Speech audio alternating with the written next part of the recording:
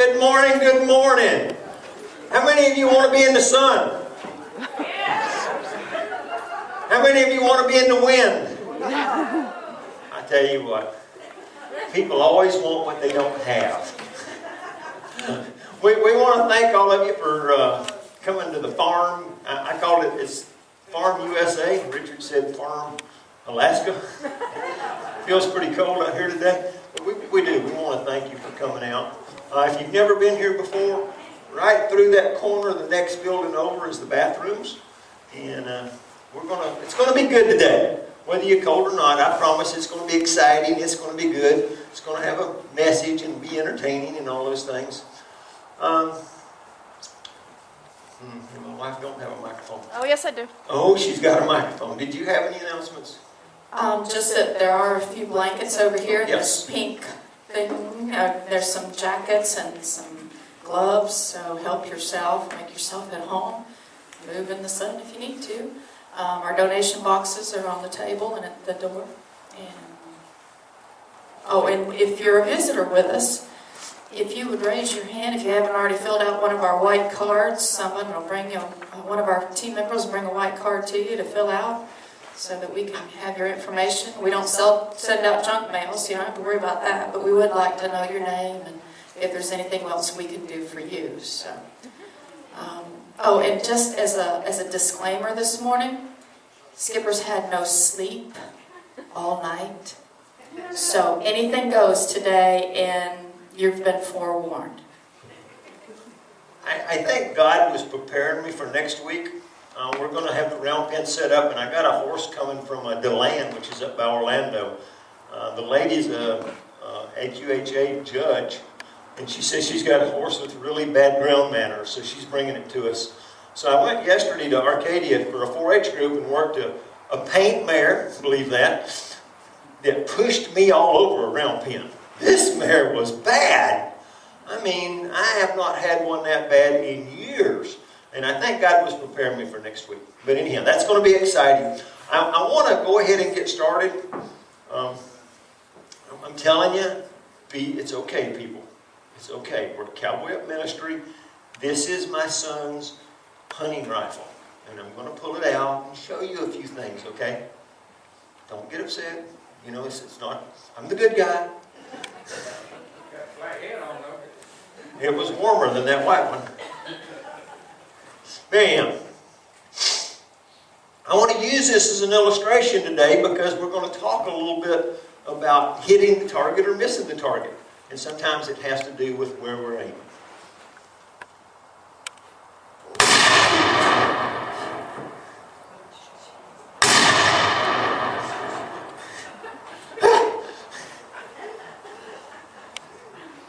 Last time I did this, my son was holding the target. My wife said, that don't look good.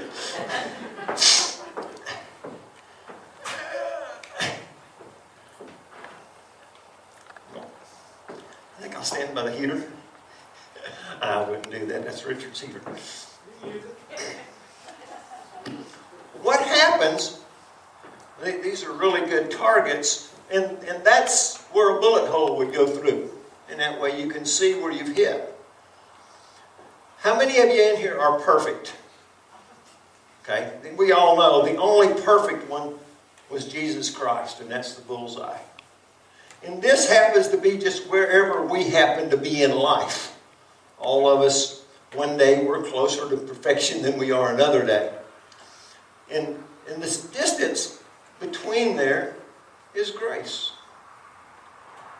Now, I want to talk a little bit about the difference between mercy and grace. And I got a story to tell you. I like to use my son as stories. He's like me. He makes a lot of them. My son lives about 40 miles east of here, and he works in Miami. Every Monday morning he leaves at 3 o'clock and drives to Miami, lives in a motel for 4 days, and then he drives back. My son's 26 years old, got a 3/4 ton four-wheel drive, jacked up, big tires, Hemi engine. He got clocked running 82. I don't remember exactly what the fine was, $252 or something. And then he's got the limo tint on the windows. And the state trooper charged him $116 for his window tint being too dark. Is that right? And the trooper says, I'm going to give you a break, because I can charge you $116 for each one of your 4 windows, which would be $464 for the windows. Now, my son didn't think it was much of a break. But the fine should have been $464, and he only charged him $116. That's mercy. Mercy is not getting what we deserve. He deserved the full ticket. He had 10 on all of them, but he didn't get the full ticket. That's mercy. Grace would be the state trooper giving the $252 speeding ticket, $464 window tinted, and then the state trooper pull out the money and pay it himself. Because you see, what it is grace has to be paid by somebody else. That's why Jesus is our grace. Because ever since the beginning of time, God has demanded a payment for sin. That payment has been a blood sacrifice. You see what happened? We owed a debt to God for our sin. We owed a debt we could not pay. And Jesus paid a debt he did not owe. That's grace. That's where it comes from. But you understand, you can have both grace and mercy. We can accept the saving grace of Jesus Christ for our salvation. And then every day we receive mercy that we don't get what we deserve. So we get both every day, but we don't recognize it. We don't think about it. We just go about doing the things we do. Now, I got a couple of scriptures I want to read. We're going to move on pretty fast today. I got some notes here. It says, grace is Jesus dying for our sin debt so that we are in right relationship with God. Our righteousness comes from what Jesus did, not what we do. That's where the righteousness and grace comes in. It's not about what we can do. It's about what he can do. In Galatians 2:21 it says, I do not set aside the grace of God, for if righteousness could be gained through the law, and what that means is doing good, if righteousness could be gained through the law, then Christ died for nothing. And we all know that's not true. It's not about the law. It's about the grace of Christ paying our sin debt.